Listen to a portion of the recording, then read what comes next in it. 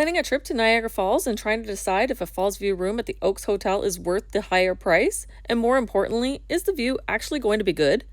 In this video, I'm going to show you exactly what the view looks like, give you a full room tour, and share a few hotel and location details so you can decide if this is a good value for you.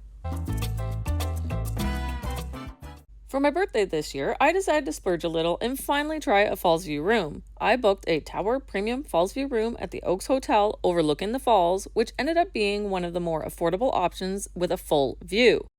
And here we are. This was our room for the night, and I'm not going to make you wait. Let's go straight to the view.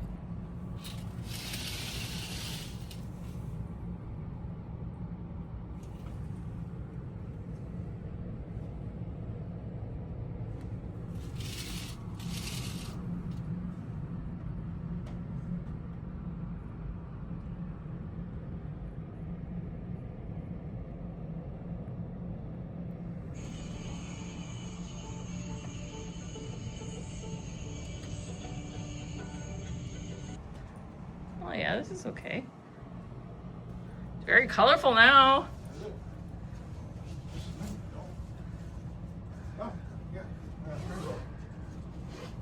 Now I'm going to show you around the rest of the room and share a few details about the hotel and surrounding area so you know what to expect if you're planning a visit.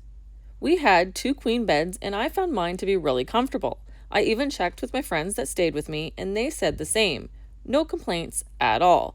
There's also a fridge, which I always consider to be a plus. We didn't end up using it on this visit since we were out most of the time, but if you're staying longer than one night, it could definitely come in handy. I also noticed that there were plenty of charging ports, some by the bedside and a few outlets around the room, which is something I always appreciate. The room itself was clean and fairly quiet. There was a low, steady background sound from the falls, but we barely heard it over the white noise of the air conditioning unit. We noticed nothing disruptive. Overall, it was a quiet stay, but it is worth noting that we were here on a Monday during low season. Other than the view from our room, what I enjoyed most about this hotel was the location. It's really close to a lot of restaurants, attractions, and the falls themselves. From our window, I'll point out a few things to give you a better idea. Off to the left is the Fallsview Casino, just a couple of minutes away by foot. And if you head down the hill from there, you'll reach the falls in just a few minutes. Quick note, the hill to the falls is pretty steep. Right in front of us is the Canadian Horseshoe Falls. Also directly in front of us is the Table Rock Welcome Center with a large gift shop, dining, and washrooms. Just beside it is the Falls Incline Railway, which is another option of getting up and down the steep hill. There is a fee for it, but I'm not exactly sure what it is. And then over to the right is the Niagara Parks Power Station. You can do a self-guided or guided tour there, which includes an underground tunnel leading to a really fun view of the falls. We did the self-guided tour, and here's a quick look at that experience.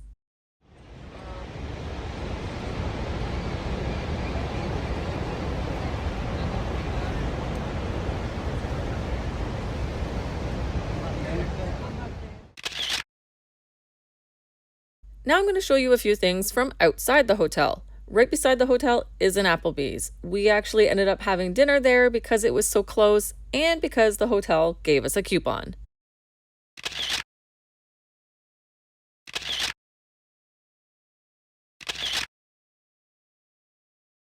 Across the road from the Oaks Hotel is My Cousin Vinny's restaurant and a country chalet restaurant, which hosts an all-you-can-eat breakfast for $12.99.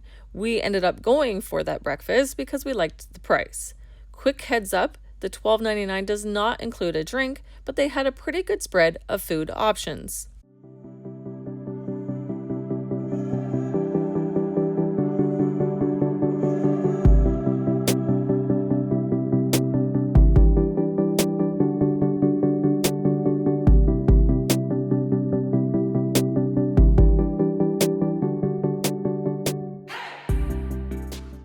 Other points of interest in the area include Yuk Yuk's, the Keg, IHOP, and the casino. From the casino, it's about 10 to 15 minute walk to the falls, which is definitely something to see both during day and at night.